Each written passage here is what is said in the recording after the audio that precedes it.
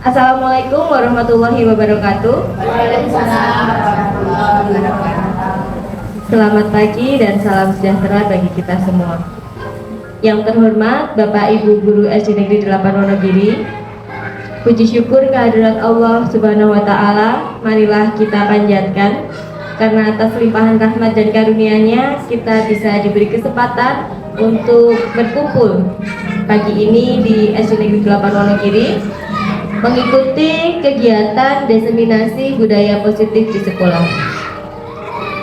Bapak Ibu yang saya hormati, untuk kegiatan hari ini mempunyai tujuan yang pertama sebagai pemenuhan tugas saya selaku calon guru penggerak Angkatan 9 Kabupaten Wonogiri.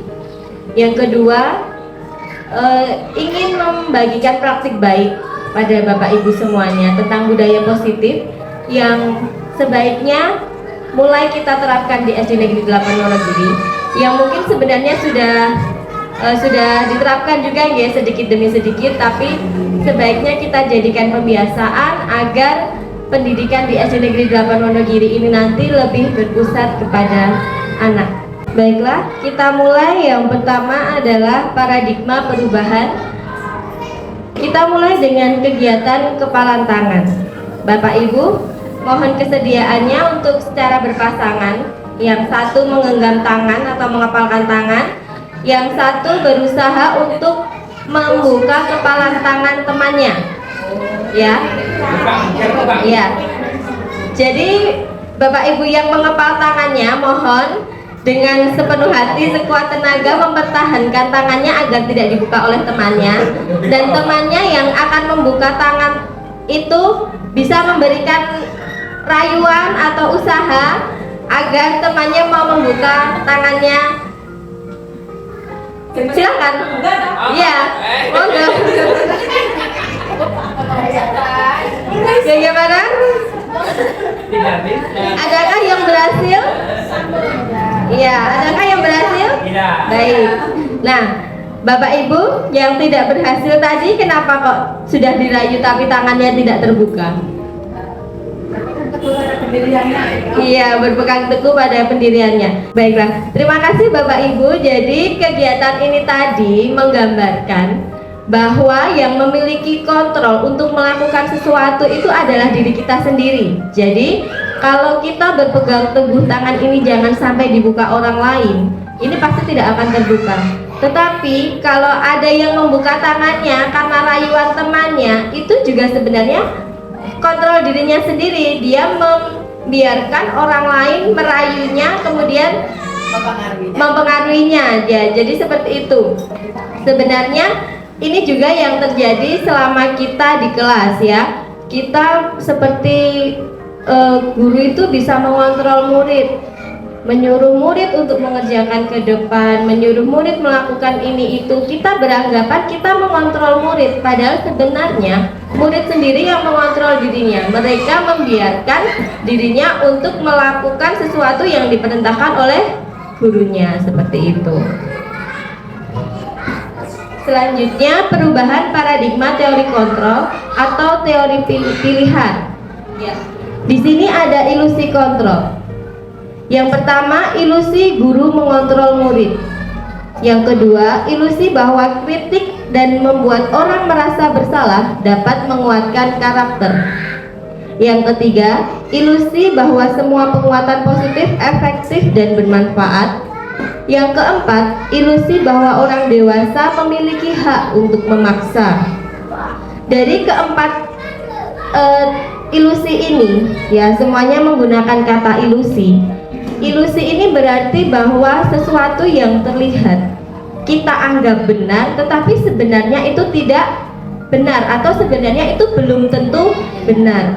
Ilusi guru mengontrol murid, kita beranggapan kita bisa mengontrol murid, padahal sebenarnya murid itu tidak bisa kita kontrol. Maka kenapa ada murid yang patuh pada gurunya, ada yang murid yang tidak patuh pada gurunya? Karena itu tadi, yang satu mungkin membiarkan dirinya untuk mengontrol dirinya untuk mengikuti perintah guru, dan yang satunya tidak ingin mengikuti perintah gurunya, seperti itu. Kemudian ilusi bahwa kritik dan membuat orang merasa bersalah dapat menguatkan karakter, ini juga sebenarnya salah. Karena sebenarnya kritik itu dan membuat orang merasa bersalah hanya akan menjatuhkan mental seseorang. Benar apa tidak? Kadang orang kalau dikritik itu, kalau orangnya sudah legowo atau mungkin berjiwa besar, akan menerima kritik dengan baik. Tetapi jika orangnya tidak bisa menerima kritik, itu hanya akan membebani mental atau menjatuhkan mentalnya, seperti itu. Kemudian ilusi bahwa semua penguatan positif efektif dan bermanfaat, ini juga belum tentu benar, karena ini nanti hanya bisa bersifat sementara. Kemudian ilusi bahwa orang dewasa memiliki hak untuk memaksa. Nah, ini juga salah. Karena meskipun anak-anak itu mereka juga mempunyai jiwa kebebasan, tidak boleh untuk dipaksa. Kemudian stimulus respon teori kontrol. Untuk stimulus responnya, kita mencoba mengubah orang agar berpandangan sama dengan kita. Tetapi teori pilihannya, kita berusaha memahami pandangan orang lain tentang dunia, ya. Jadi kita tidak boleh meminta orang lain untuk berpikiran sama dengan kita, karena setiap orang pasti punya sudut pandang yang berbeda. Kemudian perilaku buruk dilihat sebagai suatu kesalahan. Teori pilihannya, semua perilaku pasti memiliki tujuan, ya. Meskipun itu sebuah kesalahan, pasti ada tujuannya. Kemudian orang lain bisa mengontrol saya. Teori pilihannya, hanya Anda yang bisa mengontrol diri Anda sendiri. Saya bisa mengontrol orang lain. Teori pilihannya, Anda tidak bisa mengontrol orang lain. Kemudian stimulus responnya, pemaksaan ada pada saat bujukan gagal. Untuk teori pilihannya, kolaborasi dan konsensus menciptakan pilihan-pilihan baru. Kemudian stimulus responnya, model berpikir menang kalah. Untuk teori kontrolnya, bergotong royong, model berpikir menang-menang. Lanjut, sekarang disiplin positif. Nah, disiplin positif ini, disiplin berarti belajar, ya, dari bahasa Latin disciplina, yang artinya belajar. Nah, pada makna disiplin ini membuat orang menggali potensinya menuju sebuah tujuan apa yang dia hargai. Namun dalam budaya kita, makna kata disiplin telah berubah menjadi sesuatu yang dilakukan seseorang pada orang lain untuk mendapatkan kepatuhan. Jadi sudah bergeser makna, ya. Kecenderungan umum adalah menghubungkan kata disiplin dengan ketidaknyamanan, bukan dengan apa yang kita hargai atau pencapaian suatu tujuan mulia.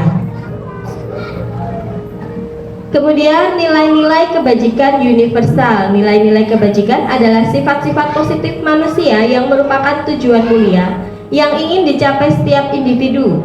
Nilai-nilai tersebut bersifat universal dan lintas bahasa, suku bangsa, agama, maupun latar belakang. Setiap perilaku memiliki suatu tujuan menurut Dr. William Glasser pada teori kontrol 1984.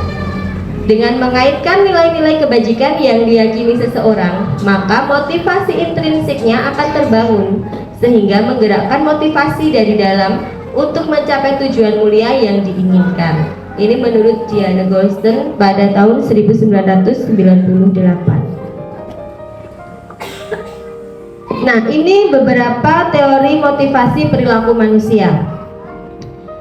Yang pertama, untuk menghindari ketidaknyamanan atau hukuman. Ini merupakan motivasi internal. Seperti contohnya, misal murid kita, dia datang ke sekolah lebih awal.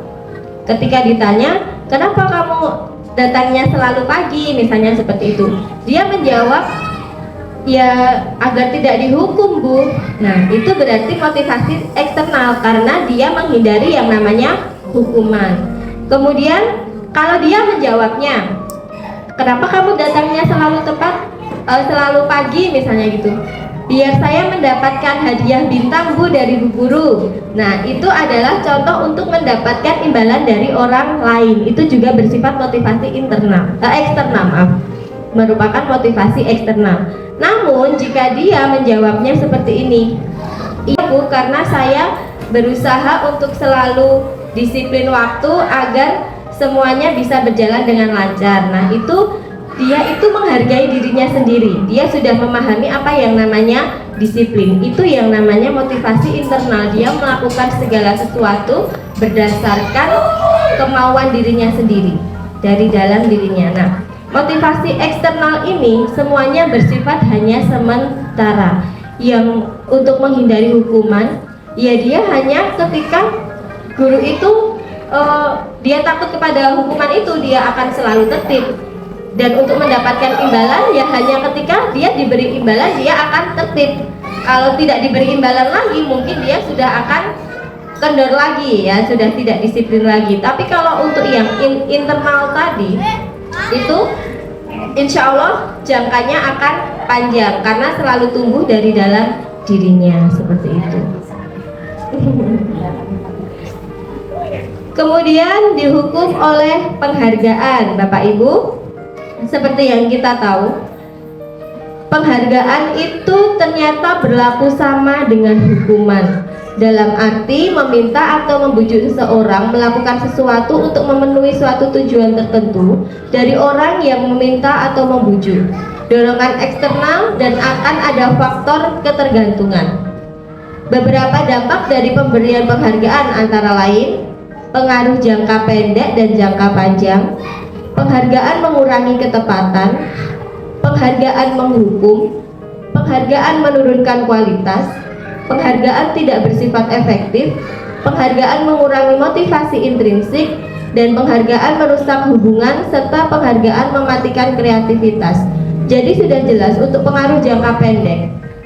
Penghargaan ini hanya bersifat sementara ketika kita memberikan imbalan pada anak tersebut, ya. Ketika kita tidak memberikan penghargaan atau imbalan, akan turun motivasi pada diri anak itu. Kemudian penghargaan mengurangi ketepatan. Biasanya orang yang sudah mempunyai penghargaan itu cenderung tidak ingin mengembangkan dirinya lagi karena dia sudah merasa dia sudah mendapatkan imbalan atau penghargaan tadi.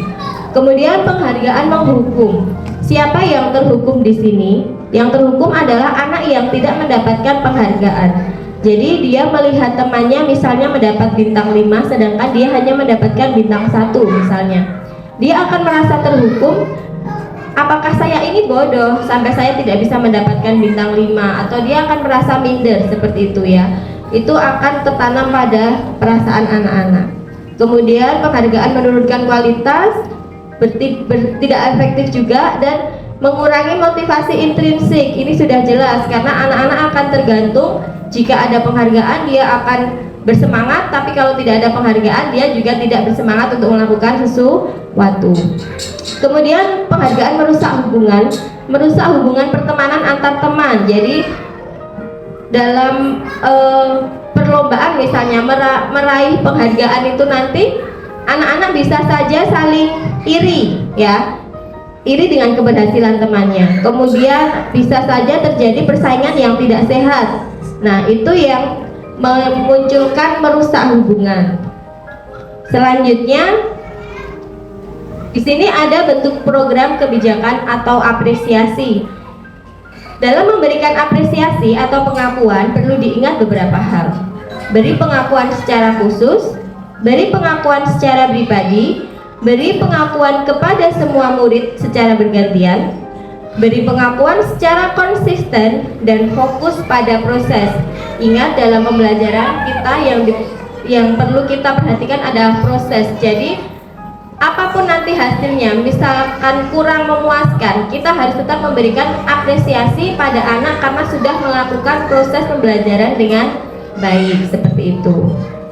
Baiklah Bapak Ibu, selanjutnya di sini ada tabel tindakan guru dan kemudian ada termasuk hukuman atau konsekuensikah ya tindakan ini. Yang pertama, mencatat 100 kali di buku dengan kalimat saya tidak akan terlambat lagi datang ke sekolahan. Nah, ini merupakan hukuman apa konsekuensi? Hukuman. Lari mengelilingi lapangan basket 2 kali karena terlambat hadir di sekolah. Hukuman. Murid diminta untuk push up 15 kali karena tidak menggunakan masker ke sekolah. Hukuman. Menggantikan kertas tugas teman yang telah dicoret-coret. Konsekuensi. Membersihkan tumpahan air di meja tulis karena tersenggol pada saat belajar. Betul. Murid disuruh untuk tidak mengenakan sepatu seharian di sekolah karena tidak mengenakan sepatu hitam. Hukuman. Lari mengelilingi lapangan basket 2 kali karena terlambat 10 menit untuk pelajaran PJOK. Konsekuensi. Mari kita lihat jawabannya. Oh, sudah benar ya. Tepuk tangan ya.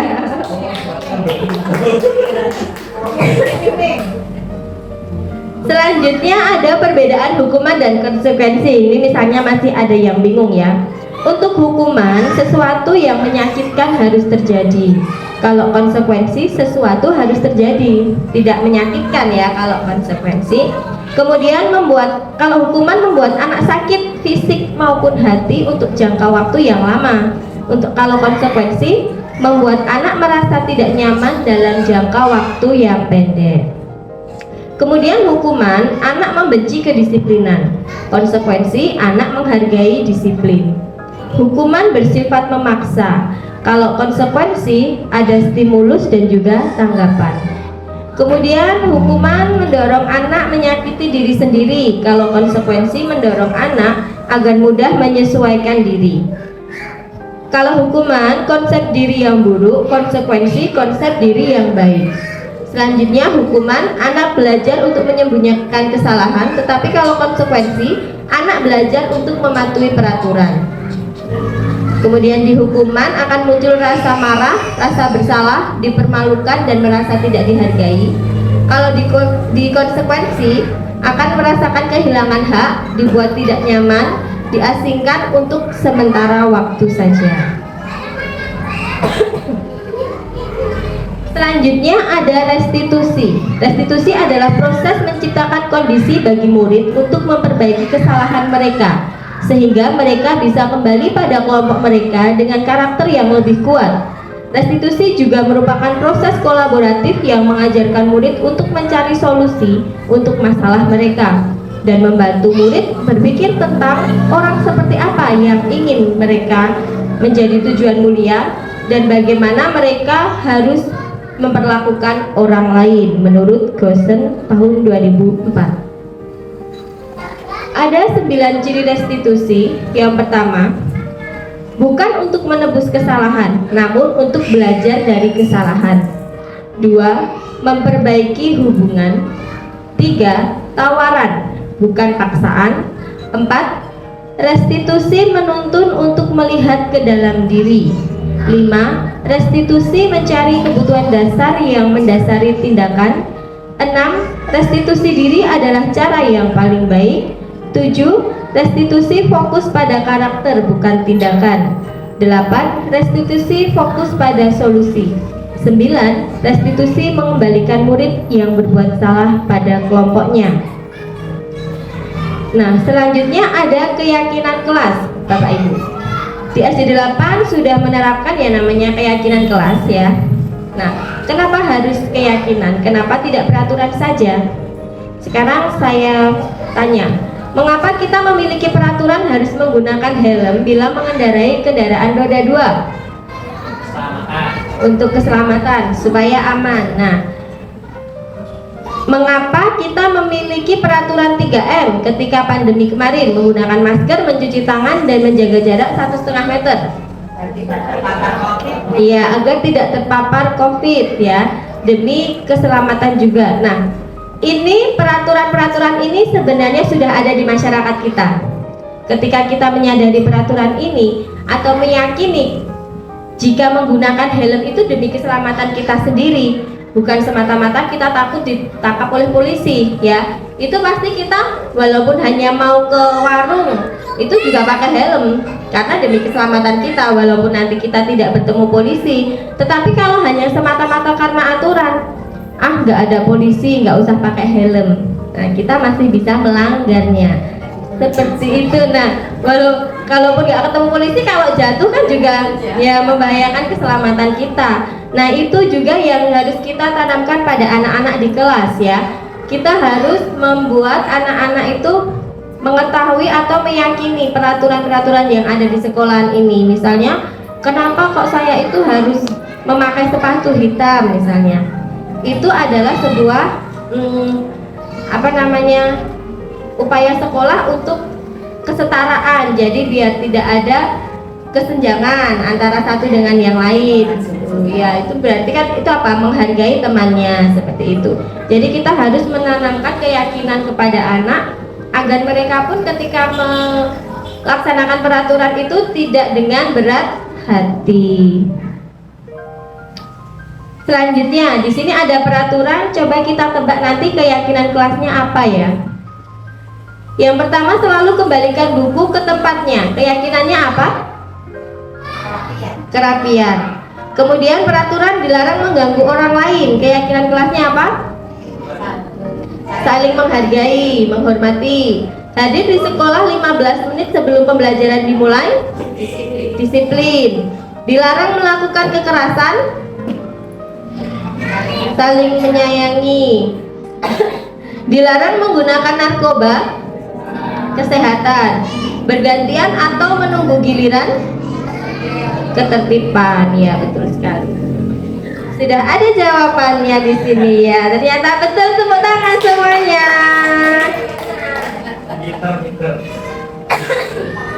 Kita selanjutkan ke kebutuhan dasar manusia. Ada 5 kebutuhan dasar manusia yang ingin selalu kita penuhi ya. Yang pertama adalah bertahan hidup, kemudian rasa kasih sayang dan diterima, penguasaan, kesenangan, dan juga kebebasan. Nah, Bapak Ibu, kita persingkat saja ya. Untuk kebutuhan dasar manusia, kebutuhan bertahan hidup itu pasti ingin kita penuhi. Antara lain misalnya kesehatan, rumah, ya, makan, seperti itu. Kemudian rasa kasih sayang dan diterima. Ini misalnya kebutuhan untuk disayangi dan diterima dalam suatu lingkungan, ya, seperti itu. Kemudian selanjutnya ada penguasaan atau kebutuhan pengakuan atas kemampuan. Kemudian yang keempat kebebasan atau kebutuhan akan pilihan, dan kelima adalah kesenangan, kebutuhan untuk merasa senang. Sebagai contoh misalnya ketika di kelas kita sedang menerangkan, ada satu anak yang malah berlari-lari di belakang.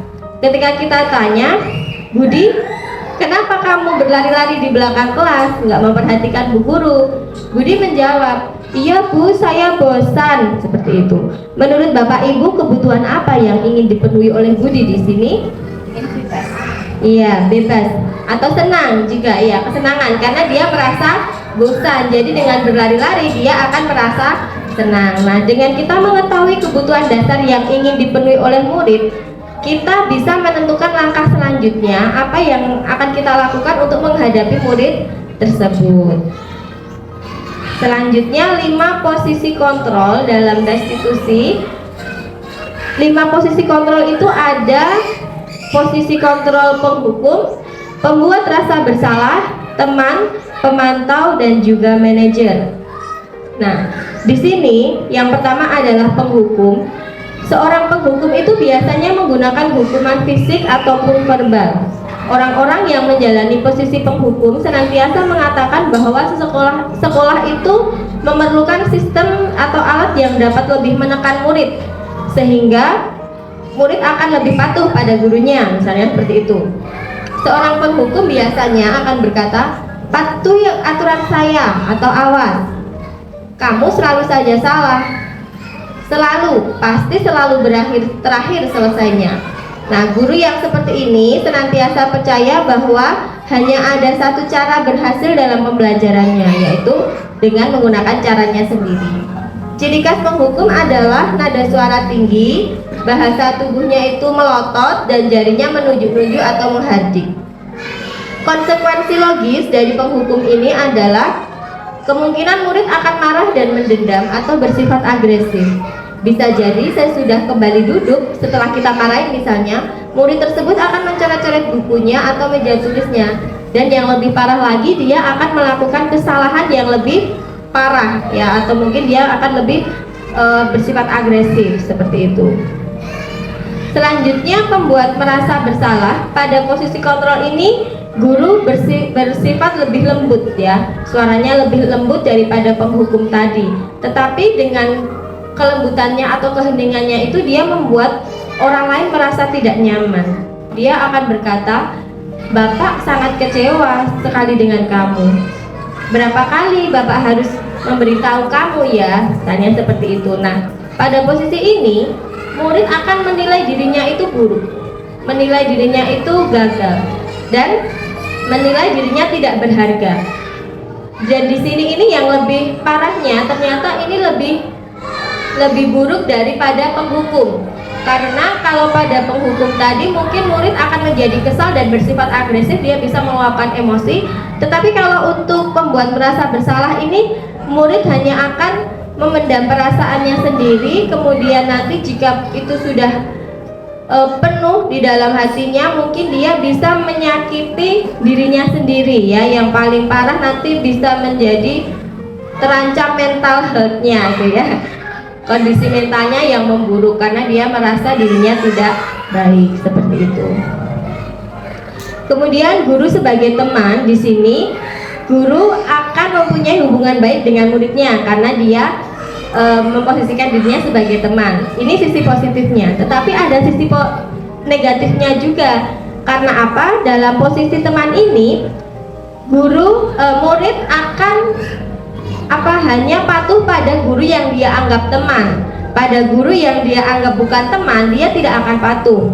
Dan ini akan menimbulkan ketergantungan pada guru tersebut. Jadi jika gurunya itu tidak mau membantu, itu murid akan merasa kecewa. Ternyata Bapak bukan teman saya pikir Bapak teman saya, misalnya seperti itu. Jadi akan muncul ketidaknyamanan murid juga di sini. Selanjutnya ada posisi pemantau. Nah, pada posisi ini, guru ini mengawasi setiap gerak-gerik muridnya. Dia akan bertanggung jawab atas perilaku orang-orang yang diawasinya. Kemudian, pada posisi pemantau ada peraturan-peraturan dan konsekuensi dan menggunakan sanksi. Nah, kita bisa memisahkan hubungan pribadi dengan murid pada posisi ini. Jadi biasanya akan memberikan pertanyaan seperti ini kalau guru pada posisi pemantau. Peraturannya apa? Terus apa yang telah kamu lakukan? Sanksi atau konsekuensinya apa? Seperti itu. Nah, pada posisi pemantau ini sangat mengandalkan perhitungan, catatan, data yang dapat digunakan sebagai bukti atas perilaku seseorang. Nah, di sini jika ada kasus yang misalnya membutuhkan bukti atau sanksi, kita bisa menggunakan posisi pemantau seperti itu, saksi ya maksudnya. Baiklah, selanjutnya adalah manajer. Nah, ini adalah posisi yang paling tinggi ya. Di sini diharapkan guru berada di posisi manajer untuk menyelesaikan setiap permasalahan pada muridnya. Pada posisi ini, guru berbuat sesuatu bersama murid. Jadi tidak hanya gurunya saja. Mempersilahkan murid mempertanggungjawabkan perilakunya, mendukung murid agar dapat menemukan solusi atas permasalahannya sendiri. Seorang manajer telah memiliki keterampilan di posisi teman maupun pemantau. Dan dengan demikian bisa jadi di waktu-waktu tertentu kembali kepada kedua posisi tersebut bila diperlukan, ya. Misalnya untuk membujuk anak biar mengakui kesalahannya, kita bisa menggunakan posisi teman, ya. Selanjutnya, namun bila kita menginginkan murid-murid kita menjadi manusia yang merdeka, mandiri, dan bertanggung jawab, maka kita perlu mengacu pada restitusi yang dapat menjadikan murid kita seorang manajer bagi dirinya sendiri. Di manajer, murid diajak untuk menganalisis kebutuhan dirinya maupun kebutuhan orang lain. Di sini penekanan bukan pada kemampuan membuat konsekuensi, namun dapat berkolaborasi dengan murid bagaimana memperbaiki keadaan yang ada. Jadi Bapak Ibu, pada posisi inilah kita diharapkan bisa mengambil peran sebagai manajer untuk menyelesaikan permasalahan yang ada pada murid. Lalu bagaimana caranya? Caranya dengan segitiga restitusi. Restitusi yang seperti di awal tadi sudah kita sedikit bahas ya, itu tentang proses menciptakan kondisi bagi murid untuk memperbaiki kesalahan mereka sehingga mereka bisa kembali pada kelompok mereka dengan karakter yang lebih kuat. Nah, lalu segitiga restitusi itu apa langkahnya? Yang namanya segitiga itu pasti punya 3 sisi ya Pak Bu. Yang pertama adalah menstabilkan identitas, kemudian yang kedua adalah validasi tindakan salah, yang ketiga menanyakan keyakinan. Pada menstabilkan identitas ini, biasanya kita akan bertanya, biasanya kita akan memberikan pernyataan pada murid, bukan bertanya ya. Jadi misalnya ada anak yang datang terlambat. Nah, kita menstabilkan identitasnya agar anak itu tidak merasa terlalu terpukul dengan kesalahannya atau tidak merasa terlalu gagal karena dia sudah terlambat ke sekolah. Kita bisa berkata, tidak apa-apa kamu terlambat. Dulu waktu sekolah saya juga pernah terlambat datang ke sekolahan, jadi seperti itu. Jadi kita menetralkan dulu identitas anak tadi, jadi agar dia tidak terlalu merasa gagal seperti itu. Kemudian kalau sudah kita melakukan validasi tindakan yang salah, kita menyadarkan, kita membuat anak itu sadar ternyata tindakannya itu salah. Kemudian kita menanyakan alasannya, kenapa kok kamu bisa datang terlambat, misalnya seperti itu. Dia bisa menjawab, saya tadi malam melihat TV terlalu larut Bu, misalnya seperti itu. Nah, di situ dia sudah menyadari kesalahannya. Kemudian yang ketiga menanyakan keyakinan. Kalau begitu nilai-nilai apa yang sudah kamu langgar kalau kamu datang terlambat? Misalnya disiplin, tanggung jawab, itu saya kurang disiplin, saya kurang tanggung jawab. Kemudian kita bisa menanyakan apa yang akan kamu lakukan untuk memperbaiki keadaan ini supaya tidak terulang lagi. Misalnya nanti anak bisa memunculkan solusi bagi dirinya sendiri. Misalnya dia tidak akan mengulangi lagi melihat TV terlalu malam, atau dia akan menggunakan alarm di handphonenya untuk membangunkannya setiap pagi, seperti itu. Lanjut saja. Nah, ini ada contoh penerapan segitiga restitusi yang sudah saya laksanakan di kelas 5. Kita simak bersama-sama dulu nggih.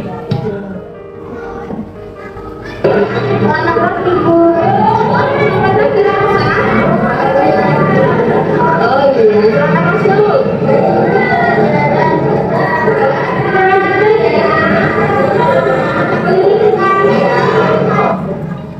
Laksa, kamu tahu kenapa ibu panggil ke sini? Tahu Bu, gara-gara situasi saya terlambat. Iya, jam berapa tadi kamu datang? Kemudian sekolah kita itu masuknya jam berapa, Laksa?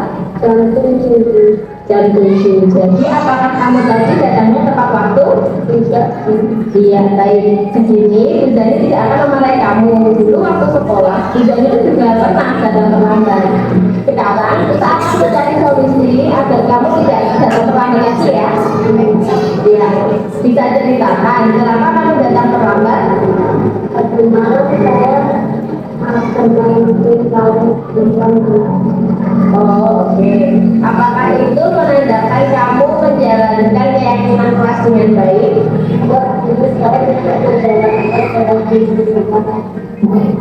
Kalau kamu sudah menyadari kamu tidak menjalankan keyakinan kelas dengan baik, jadi bagaimana cara kamu untuk melaksanakan keyakinan kelas? Saya tidak akan makan lagi. Terus? Dan saya akan berhenti. Dengan cara kalau kakinya gimana? Diminta bangun tidurnya? Saya akan memasak. Oh iya, betul gitu ya. Terus kapan kamu akan mulainya? Nanti saya pulang sekolah, saya akan menyiapkan alarm lagi. Oke, dari Laksa, semoga niat kamu ini nanti bisa berjalan dengan lancar dan kamu tidak terlambat lagi. Kamu bisa melaksanakan keyakinan kelas dengan baik ya. Ya. Itu tadi contoh penerapan segitiga restitusi yang sudah saya lakukan.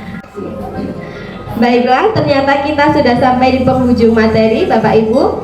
sebagai guru kita tidak bisa meninggalkan yang namanya refleksi ya, karena refleksi tanpa belajar itu berbahaya, tetapi belajar tanpa refleksi itu sia-sia. Nah, saya minta kesediaannya dari beberapa bapak ibu guru yang ingin merefleksikan kegiatan kita hari ini. Monggo silakan, siapa? Ya, monggo Pak Anton. Oke, terima kasih Bu Jani atas kesempatan saya untuk memberikan refleksi terhadap materi yang telah disampaikan pagi hari ini. Pertama, terima kasih sekali telah memperkenalkan berbagai budaya positif khususnya dalam kegiatan di sekolah dan kaitannya dengan apa yang telah kita lakukan di Sekolah Wonogiri. Sangat memberikan inspirasi dan juga memberikan motivasi kepada Bapak Ibu guru yang lain bagaimana untuk mengimplementasikan budaya-budaya positif di sekolah. Jadi berbagai macam hal tadi menjadi gambaran kita semua bagaimana untuk menciptakan lingkungan sekolah yang menghadap pada murid, yang mana tadi ada restitusi, ada hukuman, ada konsekuensi, keyakinan kelas, itu semua akan memberikan hal positif terhadap pembelajaran yang kita laksanakan. Jadi sekali lagi refleksinya terima kasih sekali pada Bu Zani yang telah memberikan materi yang sangat menginspirasi bagi kita semua untuk membuat budaya positif di SD Wonogiri ini menjadi budaya yang baik dan nanti dapat menjadikan SD Wonogiri siswanya dapat menjadi siswa yang saling menghormati, saling menyayangi, baik bersama Bapak Ibu guru, orang tua di rumah, dan juga bersama teman-teman murid yang lain. Mungkin itu yang dapat saya sampaikan, kurang lebihnya mohon maaf. Dan Assalamualaikum warahmatullahi wabarakatuh. Waalaikumsalam warahmatullahi wabarakatuh. Terima kasih Pak Anton untuk refleksinya. Jadi biar genap satu lagi ya. Kan kalau ganjil itu nggak enak. Genap aja. Ya siapa yang mau menambahkan satu lagi? Oh ya, silakan Bu Putri. Assalamualaikum warahmatullahi wabarakatuh. Waalaikumsalam warahmatullahi wabarakatuh. Terima kasih kepada Bu Zani yang memberikan waktunya kepada saya untuk memberikan refleksi atas kegiatan kita pada pagi hari ini. Pertama-tama saya mengucapkan terima kasih kepada Bu Zani sudah memberikan materi yang sangat menginspirasi dan membuka pandangan kita sebagai guru. Tentunya bahwa selama ini mungkin banyak dari kita, mungkin saya sendiri juga masih kurang baik dalam menjadi guru, masih memposisikan diri sebagai mungkin terkadang penghukum, terkadang menjadi pembuat rasa bersalah untuk murid, yang seharusnya kita bisa memposisikan sebagai manajer ya, Bapak Ibu semua. Semoga dengan adanya materi ini kita bisa lebih meningkatkan posisi kita dan bisa menjadi manajer bagi murid-murid kita supaya bisa menciptakan anak-anak yang baik dan memunculkan kesadaran pribadi bagi anak-anak didik kita, memunculkan tadi motivasi internal ya, tidak hanya eksternal saja, supaya nanti slogan kita sehati, semangat, bahagia dan berprestasi itu bisa benar-benar menjadi terwujud begitu nih Bapak Ibu, karena berprestasi saja kalau tidak bahagia itu juga kurang, supaya anak-anak didik kita itu benar-benar bahagia dan tetap bisa berprestasi begitu. Iya. Terima kasih. Sekian, wassalamualaikum warahmatullahi wabarakatuh. Waalaikumsalam. Baiklah, terima kasih Bapak Ibu untuk refleksinya. Sekali lagi saya ingin mengucapkan terima kasih atas partisipasi Bapak Ibu yang sudah berkenan hadir pada kegiatan hari ini. Besar harapan saya agar budaya positif ini bisa diterapkan di SD Negeri 8 Wonogiri, sehingga visi SD Negeri 8 Wonogiri ini terwujud ya, untuk menciptakan pendidikan yang berhamba pada murid, kita bisa menjadikan anak-anak itu belajar berprestasi dengan bahagia di SD Negeri 8 Wonogiri. Terima kasih. Jika ada salah-salah kata mohon dimaafkan. Wabillahi taufik wal hidayah. Wassalamualaikum warahmatullahi wabarakatuh.